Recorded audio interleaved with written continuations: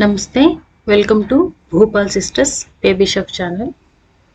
ఈరోజు లక్కీ ప్లాంట్ని ఎట్లా మన ఇంట్లో పెంచుకోవాలి, దాని గురించి తీసుకోవాల్సిన జాగ్రత్తలు చెప్తాం అనుకుంటున్నాము. ఈ చెట్టు మేము తీసుకొని ఒక 5 months అయిందండి.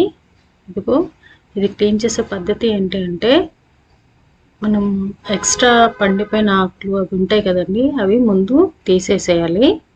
తీసేసిన తర్వాత అందులో ఉన్న నీళ్ళని వంపేసి ఫస్ట్ గిన్నె అది మొత్తం క్లీన్ చేసుకోవాలండి. మనం ఎందుట్లో అయితే పెట్టుకున్నామో, గాజుదైతే గాజుది, పింగాణి అయితే పింగాణి, మీరు ఎందుట్లో పెట్టుకున్నారో అది ఆల్రెడీ ఉన్న వాటర్ని వంపేసి ఫస్ట్ అయితే ఆ బౌల్ని బాగా క్లీన్ చేసుకోవాలి.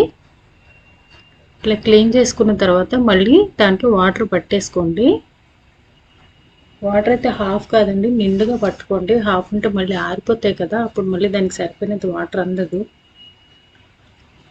ఇట్లా పట్టుకున్న తర్వాత మనకు ఆ చెట్టును మొత్తం కింద మొదట్లో వేర్లో ఉంటాయి కదండి, దానికి ఫంగస్ అది పట్టి ఉంటుంది.